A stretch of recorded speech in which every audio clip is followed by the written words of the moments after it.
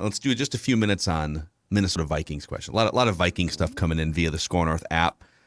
And Matthew starts with this one here. He says, can we talk about this undrafted free agent kicker? Is it pronounced Brkic that the Vikings signed? So the Vikings signed, they brought in an undrafted free agent kicker. So in college, he kicked a burrito for some food truck promotion and then missed a bunch of kicks afterward that he would normally have made. It became known as the curse of the burrito. Is that true?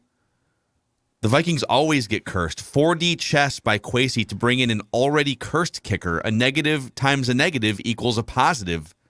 Curse analytics. I am pretty sure. I would like to calm things down here by saying this. Wow. I'm pretty sure that this is a camp leg. Ordinarily, you bring in a Gabe camp leg. Brkic is the guy. Yes. But I mean, I don't think this means, I think people got too caught up yesterday on the term of the contract, 3 years. Doesn't mean a thing. The term means nothing.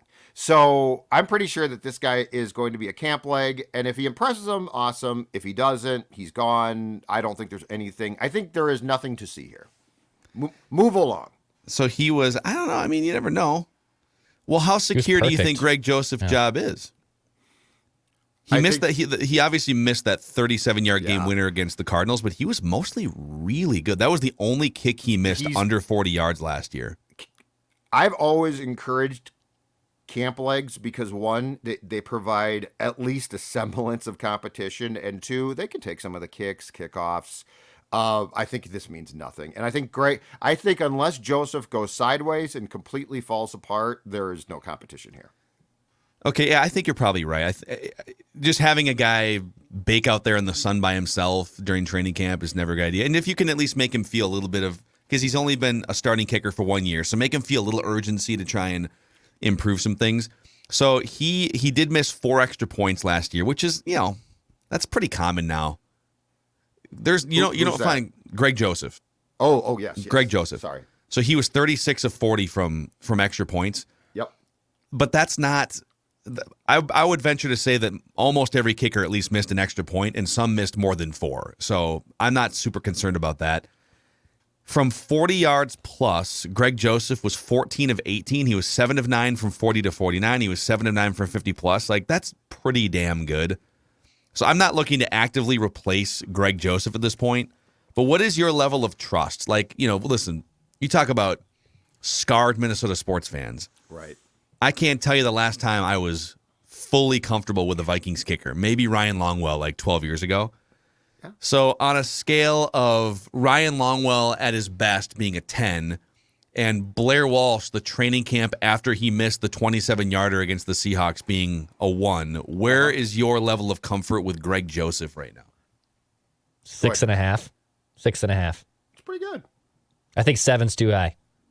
I mean, for God's sakes, when he lined up for that Cardinals kick, and I'm conditioned because I'm used to it, I said he's not going to make this kick. I was watching that out loud, and us 3 planning vent line, he's going to miss this kick. Yeah. I have it at a 6.5, and a camp leg's fine. Yeah, a camp leg's fine. I have it at a 6.5. I'm not very confident with Greg Joseph. I'm probably at a 6, but if he's not the guy, I don't think that this guy is. I also think there's another discussion here to be had off the stats that you just read, Phil. I also think we need to rethink where his field goal attempts are going to come from, because I think these guys on 4th and 2 or something like that are going to go for it all the time. Well, Mike Zimmer actually went for it quite a bit. He did, but I think these guys first year are going to be even more aggressive probably. Yeah. I would say I'm like a 7.5. I think Greg Joseph's a good kicker, man. He only missed 1 field goal from week 7 until the end of the season. So he had a couple shaky weeks. He missed a couple against Carolina in a win. Obviously missed the one a month earlier against Arizona. But when they came back for week 7 home against Dallas, he went 3 for 3 in that game, and he only missed 1 field goal the rest of the way. It's pretty damn good, man. And I like the camp leg because of this. The Vikings at times quit doing it because you are allowed, and I'll say this slowly, 90-man rosters. 90-man rosters at the outset of training camp. And the hubris was, we don't want to waste another one of those on a camp leg kicker because we might have a hidden gem. No, you don't. You know, get out of here. Your ninth linebacker probably isn't. Exactly. They released a dude. They signed this dude. These guys are all dudes. They're not going to make the team. They're going to be, sitting by me in the press box or something. So, yeah. One of the arguments I've seen against signing J.C. Treader, for instance, who would, if he's healthy enough and wants to play here, would be the best center they've had in 10 years. Treader mentioned? But somebody was like, yeah, but you'd have to cut like a meaningful offensive lineman. What? Who? You wouldn't. Oli Udo? You wouldn't. You're fine. Look at the back end of that roster. God. It's 90 men. That's like when someone gets optioned off the 40 man. The Twins like, oh my God, remember but you that? gotta really somebody. God, what if he is a waiver claim and bats fifth for the Tigers next week? Oh No. God, that sounds awful. What if he's Ortiz? Yeah, we still do that. Let's see. David Goldiger says via the Score North app, listening to your most. Oh my God, I might need a drink for this one. He says, listening to your most recent YouTube podcast or whatever you want to call it, why is it so hard for you guys to under-bleeping stand that with Mike Zimmer and the Kubiak family, they held the talent on the offense back? All this offense needs is an offensive-minded coach who actually bleeping, I'm bleeping this, by the way. He was not. Who actually bleeping talks to his quarterback and makes the relationship work from week to week. Why is that so bleeping hard for the three of you dumbasses on your bleeping program to understand? These guys were hamstrung with what Zimmer would allow them to do. Why is that so hard for you bleepers to see and understand? First of all, I think to lump all three, like we have different takes on where the Vikings are going and things. So to lump us all in, you can call us all bleepers or whatever you want, but we have different spins on things. So listen. To say that Mike Zimmer was just the cancer that if you cut this cancer out, everything else is perfect and this is a Super Bowl team, maybe that proves to be true. I just think that's a really lazy and sports dangerous way to look at the Minnesota Vikings. I don't think it's that simple. And we also have had in-depth. I think he's confused because we've had conversations about that very topic that he's bleeping us for, but they're nuanced. Like, you got to understand nuance. You have to understand. Mike Zimmer and Clint Kubiak, I don't know about Gary, but Clint were definitely to blame for some problems. But if you just think it's fixed now, you're an idiot. Like, that's why O'Connell is here to try and fix those things. But he's a mechanic. Like, the mechanic can't turn the car. Oh, now the car's absolutely fine. Let's find out here. Like, some of this is wait and see. I don't understand why people... Like, there's the obvious about life, and then there's the shades of gray, right? And the shades of gray here are, okay, Kwesi and O'Connell might be really good. But first of all, we have no idea. And second of all, let's see. I mean, Kirk Cousins, to just think that he is Dan Marino or something. Yeah, he's good, but how good? Now we're going to find out. So anyway. Also, we did a deep dive because I think a lot of people think that the difference between Matthew Stafford and Kirk Cousins is defense. Well, the Rams had a great defense. Well, the Vikings had a better defense in 2018 when Kirk got here than the Rams did last year. Right. And the Vikings, I think they missed the playoffs. If in 2018 they missed the playoffs. So there are, and we went over all of these on yesterday's Purple Daily. The little hidden things that Matthew Stafford got better at going to that Rams system that you hope that Kevin O'Connell can capture too. But it's going to be on not only O'Connell to bring an updated system and scheme, it's going to be on Kirk to take some steps forward and other players to take steps forward too. Well, and are you willing, if they're good, if the Vikings are good at the 2022 deadline, are you willing to immediately trade a first-round pick for a player who's going to help you immediately? Jalen Ramsey. Because that's what the Rams did. I mean, there is a level of putting your neck on the line that the Rams 1,000% did.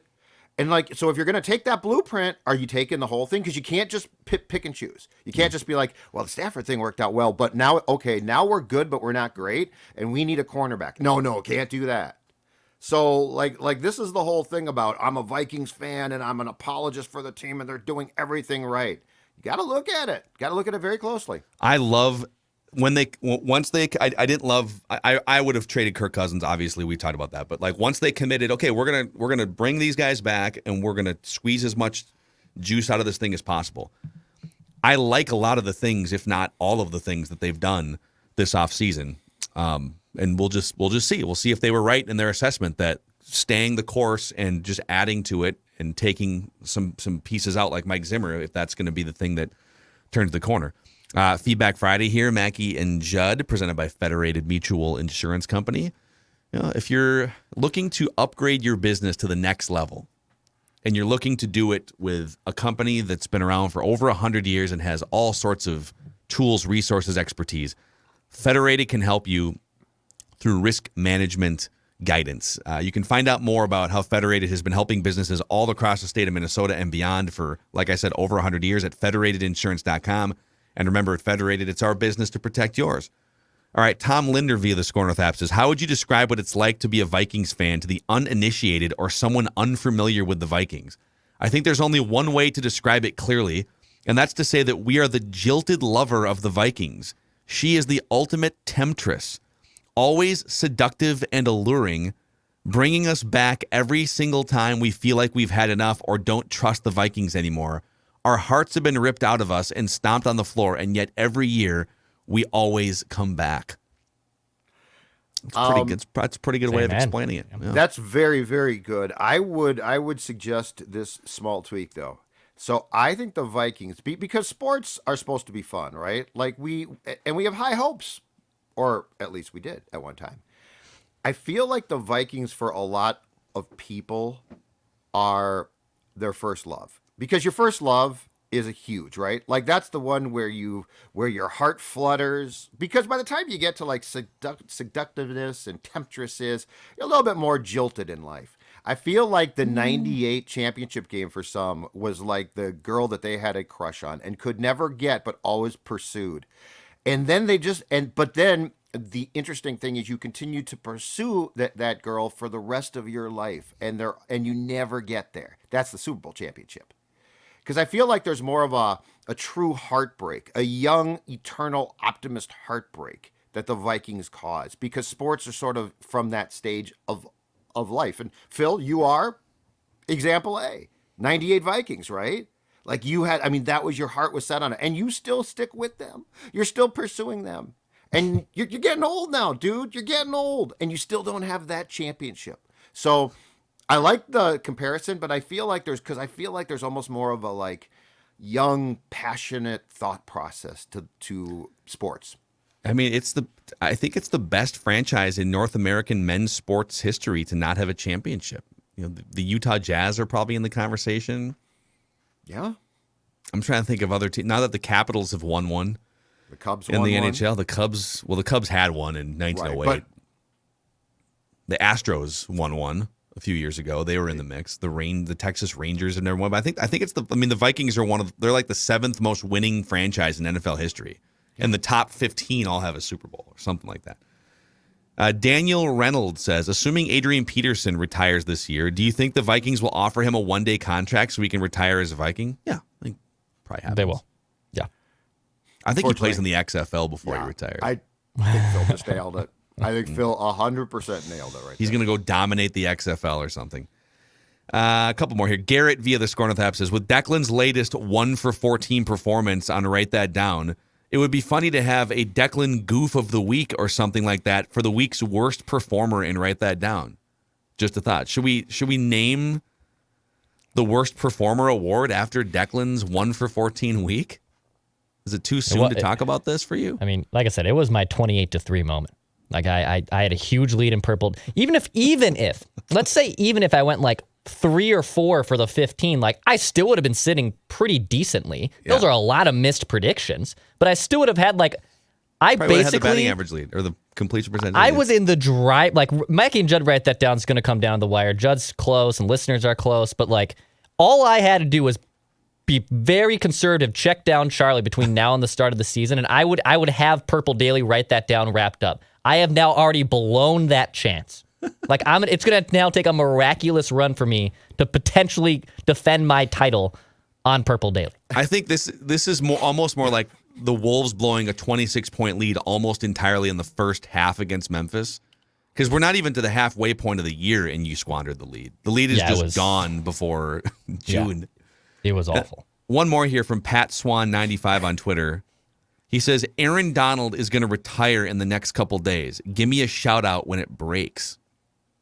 All right. I like the scoop. All right, Pat Swan95. Wasn't there steam on that too, like going into the Super Bowl? Yeah.